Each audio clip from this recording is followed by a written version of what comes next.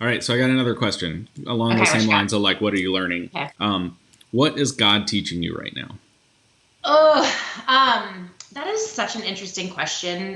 Because I mean, I'll be really honest. I'm the last person to say like things are fine when they aren't, so I'm just gonna put this out there. Is that I'm I'm really struggling to feel God in my life right now. Just in this is it's like I know intellectually that he's there and I know that he's in control of everything that's happening, but as far as like feeling God deep in my soul and in the way that I normally do, I'm not feeling connected. And I'm struggling not being a part of our church family on Sundays, and I'm struggling with watching church online and being disciplined about reading my Bible. I'm just like, I'm not doing that great. I'll be really honest. I'm such a great role model. I'm not doing that great. I'll be really honest about it. But I think when I look at that and go, okay, what am I learning in that is that this isn't the first time I've been in a season like that.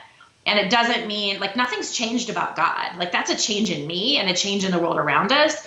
God hasn't changed at all. God's still there. God's constant. God is still good. God is still in everything. It's just there's things are different in me. And so for me right now, it's really staying in the knowing that God is with me and beside me and caring for me when I don't feel God next to me right now.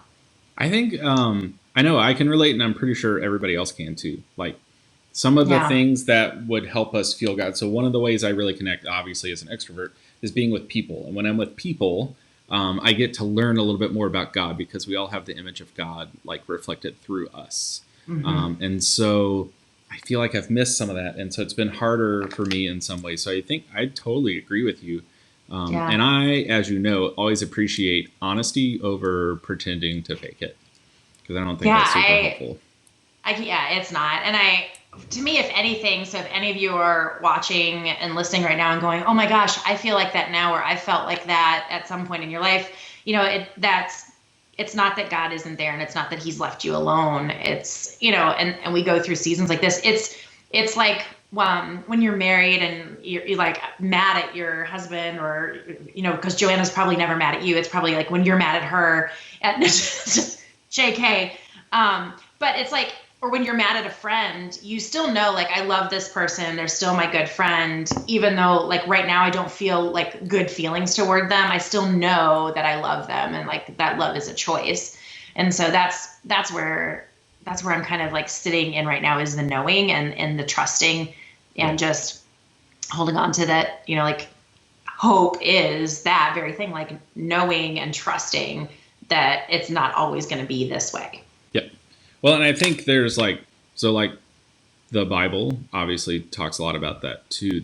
There's always, it's funny, we for some reason try to make faith seemingly like I'm happy all the time, which is Yeah. just not honest. And in Mm-hmm. fact, when you read the Bible, it is not people being happy all the time. There are a lot of No. people yelling at God, shaking their fists at God, confused, asking questions, literally Yeah. running away from God and being swallowed by fish. Not Yeah. recommended. But I was No. we were chatting earlier, and I had a thought, and so this psalm I think maybe fits where you are, but might also fit kind of where we all Mm-hmm. are. So Yeah. Yeah. 100%.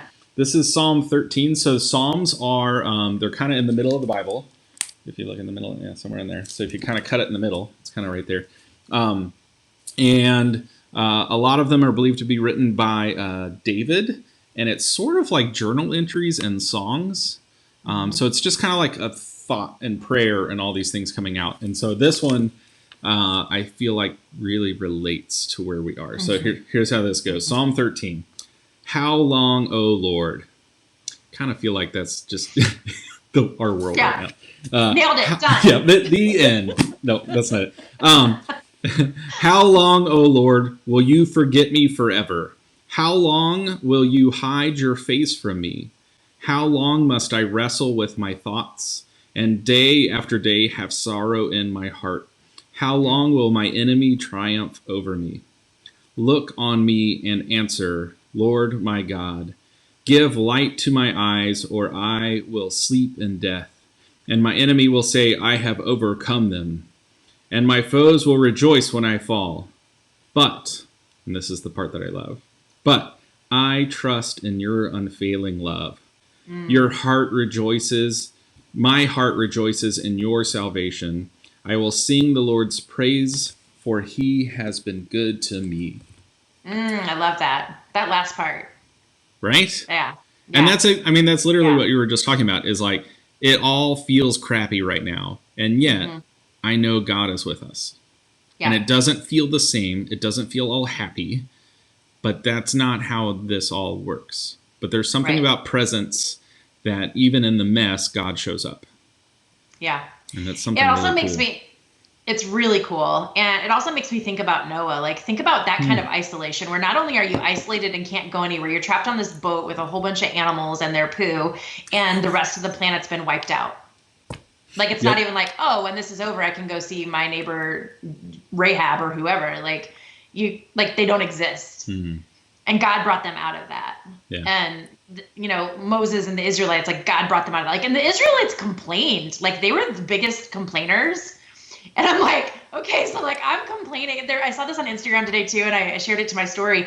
But, it's like, if you ever feel unequipped or unworthy to serve God and to be a messenger of God, like, think about the Israelites, think of, Job, think of Moses, and, like, all of these people who are really just people like you and me. And we look at them like, oh, they were so, like, biblical, and they were so whatever. And it's like, they were really just people that complained about their circumstances too. Right. And in fact, quickly turned their backs on God as soon as God did something cool. Yeah. Oh my gosh. So they were like, hey, thanks for rescuing us from slavery. We're going to go worship a golden calf. Yeah. Cool. No, thanks. Come on, guys. Yeah. All right. So I'm curious. So the feeling far from God makes sense. What is something that is, like, bringing you life and, like, kind of that awareness of God again in all this? Yeah, I love this. I love this conversation, and I love that Psalm 13 scripture, because it really is what Psalm 13 says at the end, is, and it's the music and it's the praising. And so for me, music is such a part of my fabric. And so if I can make the choice to listen to, like, my praise and worship music, that's where I feel closest to God. And that's, for me, and this isn't for everyone, but for me, I personally, on the regular, connect deeply with God through music. And that's how I connect with other people too. Like, I have playlists for different people in my lives and different experiences. Nice. Yeah, I do. And so I have my playlist full of, like, the praise and worship songs that I love, or just, like, Christian music that I love. And I feel different when I'm listening to that and driving in my car. And there's, like, a sense of, like, reassurance and peace and calm, and, like, okay, and we can weather the storm, and you are right there. And so reinforcing the message that way, where I'm failing miserably in just reading my Bible every day, I'm still connecting to God through praise and music and worship on my own in that way. And that's life-giving for me. It almost, like, gives you a new soundtrack to everything. It does, because I do think that in the future I'm going to go, this song, I remember when I was driving Uber Eats during the quarantine of 2020, and this song spoke to me. Like, there are going to be moments like that. And I don't know what they are now, and I don't know what songs they're going to be quite yet, but those are definitely going to be moments. I love that. In fact, for those who don't know, we actually have some playlists on Spotify and YouTube built for this very purpose. So let me read the link, and then we'll post it later. If you go to When You Sit at Home, which is what we're all doing, .com/worship #music. No, /#. Okay. So worshipathome.com, whenyousitathome.com/worship /#music. Yep.